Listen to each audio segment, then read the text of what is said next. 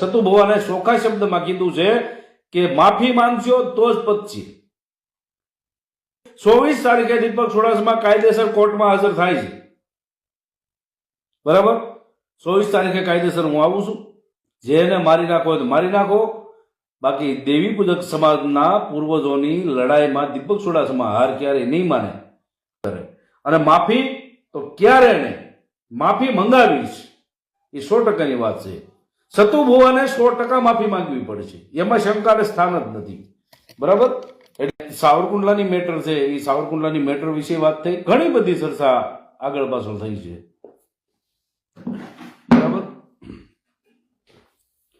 તો જે દેવી પૂજક સમાજો અને દેવી પૂજક સમાજના લોકો જે ડર એને પેદા થઈ ગયો છે કે આ જે એક બળુકા સમાજ સાથે દીપક ચુડાસમાએ જે પંગો લીધો છે તો આનું પરિણામ સારું નહીં આવે. તો આજે હું પરિણામને રોતો નથી,